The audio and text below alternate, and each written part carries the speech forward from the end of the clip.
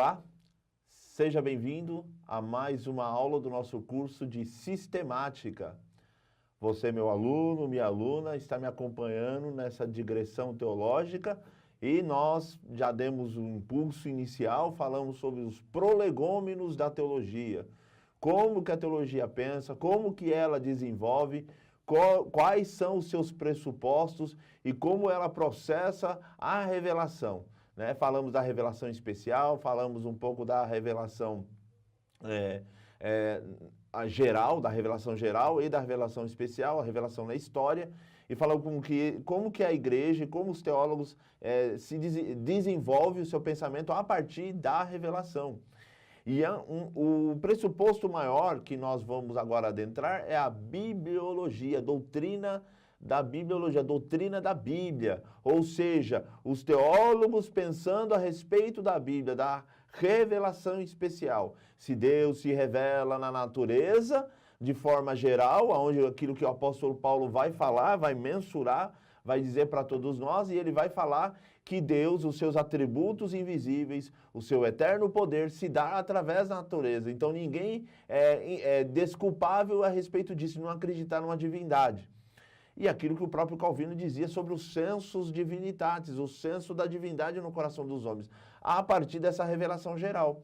Mas como que se dá também agora a revelação especial? Porque esse Deus que se revela na natureza e na história, ele quis se revelar de forma um pouco mais íntima na pessoa do Cristo. Então tudo aquilo que a revelação é progressiva, se deu no Velho Testamento e de forma plena no Novo Testamento, foi esses testemunhos dessas pessoas que viram o agir de Deus na história, foram registrados em livros, em pergaminhos, e que foi conservado, que o Espírito Santo conservou esses livros. E isso nós temos hoje chamado Bíblia, né? Então o estudo a bibliologia é o estudo da Bíblia. Então é nessa matéria que agora vamos adentrar e depois, logo em seguida, a doutrina de Deus. Mas primeiro vamos falar da bibliologia. Algumas teologias sistemáticas, dogmáticas, vão começar com a doutrina de Deus. Outros vão começar com a doutrina da Bíblia, porque eles entendem o seguinte: alguns vão falar de que Deus a Bíblia está falando. Então aí eles começam com a doutrina da doutrina de Deus. Outros teólogos vão falar assim: não, vamos começar com a doutrina da Bíblia. Por quê? Porque a partir da doutrina da Bíblia que eu posso falar desse Deus que se revelou. Então você percebe que cada autor sistemático, Arne Gruden, o Berkhof, né? Então o Millard Erickson, o Bavinck, cada teólogo sistemático vai trabalhar numa perspectiva, ok? Nós aqui achamos por bem, falar um pouco da bibliologia, o estudo da Bíblia, para que quando eu entrar na doutrina de Deus, que vai ser um pouco mais abstrata, mais filosófica, mais teológica na forma geral racional, você consegue mensurar ou fazer uma ligação com as Sagradas Escrituras, ok? Então me acompanhe nessa aventura da bibliologia, o estudo da Bíblia. Acompanhem comigo a leitura. A natureza da revelação, sendo seres humanos finitos e Deus infinito, não podemos conhecer a Deus, a menos que Ele se revele para nós, ou seja, a menos que Ele se manifeste aos humanos, de tal forma que esses possam conhecê-lo e de ter comunhão com Ele. As duas classificações básicas da revelação. De um lado, a revelação geral, e Deus comunicamos a respeito de si mesmo, a todas as pessoas e de todos os tempos e de todos os lugares. A revelação especial de outro abrange comunicações particulares e manifestações de Deus para as pessoas específicas em épocas específicas, comunicações e manifestações. Estas aqui hoje só existe acesso pela consulta e certos escritos sagrados. Antes de nós comentarmos esse slide que você me acompanhou aí no seu lar, na sua casa, ou no seu trabalho, ou no caminhar até o seu trabalho, você acompanhando pelo tablet, acompanhando pelo celular, ou acompanhando no seu computador no conforto da sua casa. Antes de nós adentrarmos, falar um pouco do que foi especificado aqui, eu queria dizer para você a minha metodologia de ministração de aula, coisa que nós não comentamos no Prolegômenos. Primeiro, abre aspas, primeira coisa a dizer para você, meu aluno e minha aluna. Por eu ter um pequeno problema visual, muitas das vezes na leitura possa ser que eu escape alguma palavra, alguma vírgula, alguma coisa desse tipo. eu quero que você não se escandalize, mas entenda que é um pouco a respeito da minha limitação. Mas nada que atrapalhe a ministração da aula ou que tenha impacto no conhecimento, no intelecto do professor, tá bom? Isso é a primeira coisa que eu vou dizer. Segunda coisa que eu vou ler os slides é uma metodologia que eu faço que eu chamo de exegética. Eu leio os slides dos eruditos, dos pensadores, de textos de pensadores, de sistemáticos, e aí eu faço o comentário teológico, eu tento desmistificar, eu tento interpretar o texto de forma mais acessível para o aluno, para que você tenha acesso quando tem muito termo técnico, alguma coisa assim, o teólogo fala um pouco rebuscado, eu tento traduzir para o aluno. Então, eu faço uma exegese, eu tiro o sentido do texto para você. Então, eu quero que você entenda que essa é a minha metodologia. Outros teólogos, outros professores, eles têm outras metodologias, outras didáticas para dar aula.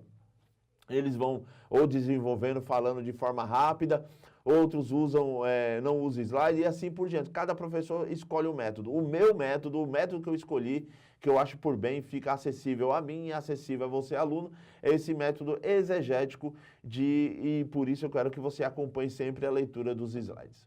Ok? Então, vamos lá. O que o autor está expondo ou explicitando para todos nós a respeito da bibliologia? Então, está falando aquilo que eu comentei agora no início da aula. Deus tem hora que ele se revela de forma geral, que é através da natureza, através da história. Mas tem a revelação especial. Aquela revelação especial é aquilo que Deus se comunicou ou teve relacionamentos mais íntimos com algumas pessoas durante a história. E esses eventos, esses testemunhos, esses relacionamentos foram registrados. E só temos acesso agora através do livro sagrado, que é a Bíblia, é a palavra de Deus. Então, a revelação geral, ela mostra, impacta a nossa pequenez e a grandeza desse Deus. E a revelação especial fala o quanto que somos pecadores e Deus é um ser gracioso e salvador. Lembre-se disso, grava isso no coração. A revelação geral, ela mostra a grandeza de Deus, para que crie-se em nós, reconheça a sua existência, reconheça a sua grandeza e a sua soberania e o seu poder. Porque olhamos todo o universo e vimos a sua glória, né? Lembra que o salmista fala, os céus anunciam a glória de Deus e o firmamento a obra de suas mãos, né? Um dia faz declaração outro dia, uma noite fala algo para outra noite. Sem linguagem, sem fala, ouvimos as suas vozes, até os confins da terra. Nele pôs uma tenda para o sol, que é como um noivo que sai do seu tálamo a percorrer o seu caminho, e nada foge ao seu calor. Então, o que o autor salmista está falando? Da grandeza de Deus, do universo, da glória. Lembra que os serafins, cantando o cântico do universo, eles olham para o trono e falam, Kadosh, Kadosh, Adonai, Tsabaoth, Melohol, Aretz, Kavod. Santo, santo, santo é o Senhor dos exércitos, toda a terra está cheia da sua glória, ou seja, toda a criação está cheia da glória de Deus. Então, todas as criaturas olham para a criação e espantam a grandeza e o poder desse Deus. Ao contrário, em contrapartida, na revelação especial, o relacionamento um pouco mais íntimo, mas Deus confronta-nos, dizendo que, em princípio, nós nos rebelamos contra Ele, o pecado é rebelião contra Deus, e nós nos rebelamos e nos afastamos dEle. E a história da salvação, que nós chamamos de história da salvação, Deus se revela, agora vai atrás do ser humano. Então, toda vez que Deus se revela para Abraão, para Isaac, para Jacó, para todas as pessoas, os personagens bíblicos, os agentes bíblicos, Deus se revela para buscar, atrair o homem com cordas de amor. Né? Então, isso se deu de forma até mais plena, mais poderosa na encarnação do Verbo. Quando o homem não tinha condição de chegar a Deus, Deus se revelou ao homem, Deus se mostrou ao homem, Deus se encarnou e veio a estar conosco, andou conosco. Vimos a sua glória como a glória do unigênito do Pai. E todos esses relatos, esses testemunhos se dão onde? Nas Sagradas Escrituras. Ok? Então eu quero que você entenda a respeito disso. Leia comigo. A revelação geral refere-se à auto-manifestação de Deus por meio da natureza, da história e das personalidades do homem, em geral em dois aspectos, sua disponibilidade universal. Revelação geral é algo universal, não é algo específico, particular, peculiar, contingente. É algo universal, é algo que abrange toda a história e abrange todos os homens de todas as épocas e em todos os lugares. Mas a revelação especial vai abranger certas pessoas específicas no tempo e na história. Acompanhe comigo a leitura. É acessível a todas as pessoas em todos os tempos. E o conteúdo da mensagem menos particularizado e detalhado que o da revelação especial. É preciso levantar alguns problemas. Um diz respeito à genuidade da revelação. Ela de fato existe. Além disso, precisamos questionar a eficácia dessa revelação. Se existe, que se pode fazer dela? É possível construir uma teologia natural ou conhecimento de Deus a partir da natureza? O autor está questionando. Se existe essa revelação geral, qual é a importância dela? Uma das importâncias dela que eu disse para você é mostrar a grandeza de Deus, é mostrar o seu ato criador. E se ele é criador, em consequência disso, eu sou criatura. Essa é uma importância, podemos responder o autor dessa forma. Outra coisa que ele disse, é possível fazer uma teologia natural? E aí você, aluno, poderia perguntar para mim, o que é teologia natural? Teologia natural é fazer uma teologia além da teologia da revelação, deixar um pouco de lado a revelação e usar um pouco os pressupostos racionais. Ao longo da história do cristianismo, tentou-se fazer uma teologia natural, principalmente na Idade Média, um pouco da patrística, tentou-se fazer uma teologia natural. Falar de Deus racionalmente, tentar provar a existência de Deus por vias racionais, falar de Deus por vias racionais, ou trabalhar a Deus a respeito da sua revelação geral. Eu diria que sim e diria que não. Eu diria que sim, porque se Deus se revelou, eu posso falar algo dele. Eu não posso falar algo de que não está revelado para mim. Eu não posso falar nada a respeito. E minha razão só trabalha naquilo que ela consegue abarcar. E se ela consegue abarcar conceitos, mesmo que esses conceitos sejam limitados, finitos e pequenos, não é pecado para mim desenvolver ou desvelar ou tentar especular em cima. Não vejo perigo nisso. Só que o teólogo natural, ele nunca pode se distanciar da revelação geral, sabendo que a sua teologia natural ou racional, ela sempre é limitada e sempre depende principalmente da revelação especial, que é a revelação de Deus na Sagrada Escritura. Um teólogo natural que abandona a Sagrada Escritura, para mim, já está cometendo um erro teológico. Então, em contrapartida, o que podemos dizer ou mensurar é que na teologia especial nós temos um pouco mais de garantia. É certeza do que estamos falando, porque foi Deus que se revelou, foi Deus que disse isso dele mesmo. Né? O que é revelação especial? É Deus dizendo ele mesmo, é Deus falando dele mesmo, é Deus falando quem ele da forma que era necessário que possamos ou que poderíamos entender. Ok? Então, é justamente isso, respondendo essas duas perguntas. Diria que sim, porque é possível, a nossa racionalidade consegue abarcar alguns conceitos.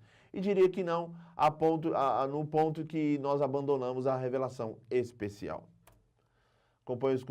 Acompanhe comigo o slide. Os meios de revelação geral, os meios tradicionais da revelação geral são três: a natureza, a história e a constituição do ser humano. A própria Escritura propõe que existe um conhecimento de Deus, o que se chega por meio de ordem física criada. O salmista diz, os céus proclamam a glória de Deus.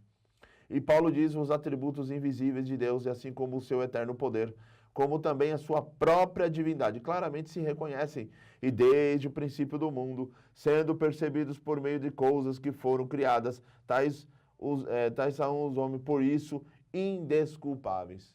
Então, o que podemos mensurar é que tanto no Salmo 19 como Paulo lá em Romanos vai dizer da grandeza de Deus, as marcas da grandeza de Deus na criação. E eu acrescentaria o cântico seráfico, o trisságio seráfico lá no profeta Isaías. Ok?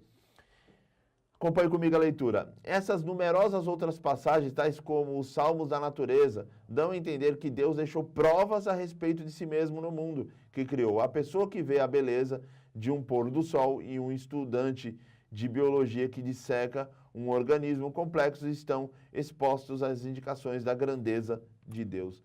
Ou seja, tanto um camarada que está trabalhando com ciência, dissecando um animal, ele vê a grandeza de Deus em particularidades da própria natureza. E quem contempla um pôr do sol consegue ver a grandeza de Deus até no próprio pôr do sol. Como que aquela estrela de quinta grandeza brilha lá no universo e os seus raios solares chegam até nós. E quando nós estamos no horizonte olhando e a Terra fazendo o seu giro, em volta do Sol, em volta de si mesmo, aquele Sol vai se pondo e vai se perdendo no horizonte diante dos nossos olhos. A beleza é inestimável. Quando eu era pequenininho e a professora pedia para fazer desenho, eu lembro que o meu desenho era sempre repetido. Eram coqueiros, né, uma ilha bonita e um sol no horizonte se perdendo no horizonte. E uma gaivota brilhando e se perdendo no horizonte infindo. Ou seja, o que estava na minha mente de menino? O que estava na minha mente? A grandeza, a beleza da natureza. Deus criou tudo aquilo, tudo é belo, tudo é bonito, tudo tem o seu encaixe. Outro sim. É dentro dessa perspectiva que precisamos entender e compreender a revelação geral. Né? Então, a revelação geral se dá através da natureza. Acompanhe comigo a leitura. A definição e a necessidade da revelação especial. Entendemos por revelação especial a auto-manifestação de Deus para certas pessoas em tempos e lugares definidos, permitindo que tais pessoas entrem num relacionamento redentor com Ele. A palavra hebraica para revelar é galaá. A palavra grega usual para revelar é apocalipto. Ambas expressam a ideia de desvelar o que está encoberto. O grego phaineron, que transmite especialmente a ideia de manifestação, também é usado com frequência. Ou seja, o que temos aqui, a revelação especial agora. Lembra que eu falei para vocês? Agora a revelação especial é dada para pessoas específicas em determinados lugares, tudo dentro dos propósitos e dos planos de Deus. Tudo aquilo que Deus mensurou, planejou, projetou, vai se revelando para certos indivíduos em determinadas épocas, em determinados momentos, tudo dentro de um plano que Ele orquestrou. E a revelação especial, e o autor define em hebraico é galaá, no grego apocaliptos, e a palavra no latim revelar, revelation ou revelation, traz a ideia de tirar o véu, mostrar aquilo que está oculto. Mas no latim, e também um pouco no alemão, o Offenbarung, que é revelação, traz a ideia de desvelamento total. Na revelação, tanto no grego, no Apocalipse, o prefixo apô, no Apocalipse, e também no hebraico, e principalmente no latim, traz a ideia de revelar aquilo que está oculto, mas ocultar aquilo que está sendo revelado. Então, é uma dialética de revelar, de ocultamento e de revelamento, de revelação. Então, ou seja, Deus se revela e Ele se oculta. Ele se revela para nós, para a nossa salvação, mas ao mesmo tempo Ele ainda continua mistério. Quanto mais Deus se revela, mais mistério Ele é. Né? Então, essa dialética na revelação especial sempre se dará, tanto no Cristo, na pessoa do Cristo, ou como se revela para as pessoas no Velho Testamento, no Novo Testamento, e principalmente nos registros das Sagradas Escrituras, na sua totalidade. Ok? Acompanhe comigo a leitura. Por que a revelação especial era necessária?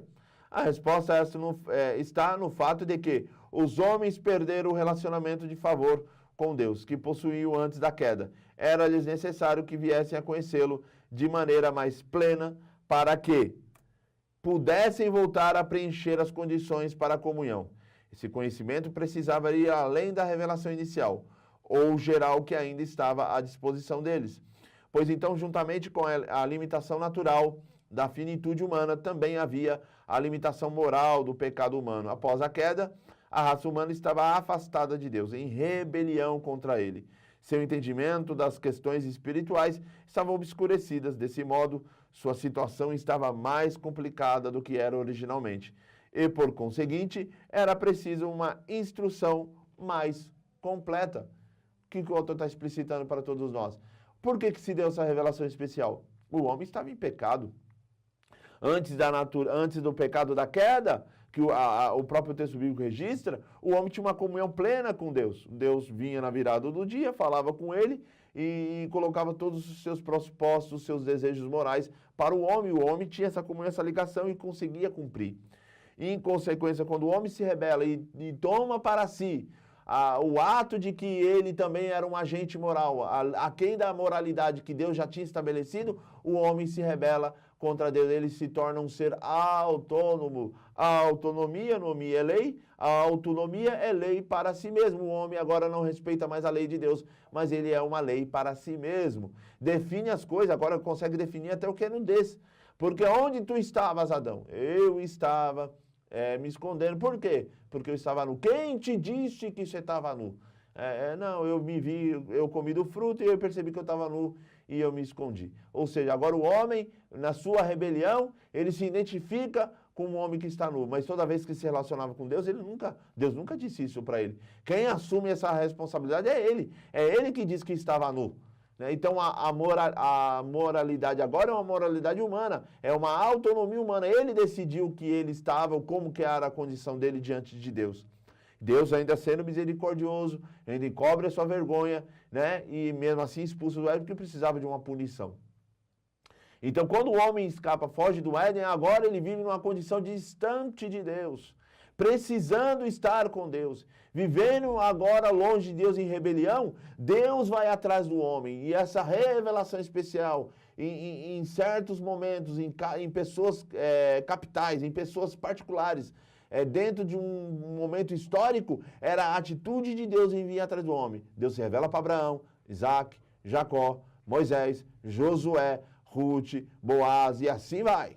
Vai se seguindo em estéreo, e Deus vai se revelando, e Deus vai se comunicando para as 12 tribos, no sacerdócio, na lei de Moisés, nos milagres, nas ações de Deus, nas intervenções da história, no Guanádia, até nos juízos de Deus se revelando, nos juízos contra o pecado de Israel, nos seus exílios, na invasão de Jerusalém, tudo aquilo estava dentro dos planos de Deus. E aí Deus, na curva da história, quando a história vai caminhando, e quando ela chega à curva lá em cima, que os teólogos vão chamar de pleroma, ou plenitude, ou não é o cronos, é o kairos de Deus, o tempo oportuno, o tempo certo de Deus, o tempo de Deus. Aí Deus intervém na história de forma plena. Como ele intervém? Encarnando-se na terra, se fazendo homem, armando a sua tenda dentre os homens. E essa revelação especial é um revelar numa atitude de salvar, é numa atitude de um relacionamento mais íntimo. Deus querendo ser amigo nosso. E é isso que é revelação especial. Acompanhe comigo a leitura. O estilo da revelação especial, a natureza pessoal da revelação especial. Precisamos indagar a respeito do estilo da revelação especial, sua natureza ou forma de apresentação. Ela é sobretudo pessoal. Um Deus pessoal apresenta-se a pessoas. Isso é um vício de várias formas. Deus se revela anunciando o próprio nome. Nada é mais pessoal do que o nome. Quando Deus vai se revelar ao ser humano, porque Deus é uma pessoa. Esse Deus, como diz um pregador batista, que eu nunca mais vou esquecer um sermão dele, ele diz que uma das características do Deus revelado no cristianismo é que ele é uma pessoa. Deus fala, Deus se comunica. E é Deus, pessoa, se revelando, se mostrando para pessoas. Né? E aí nada mais pessoal do que revelar o nome. O que Deus fala para Moisés? Qual é o seu nome? Fala para o povo que eu sou.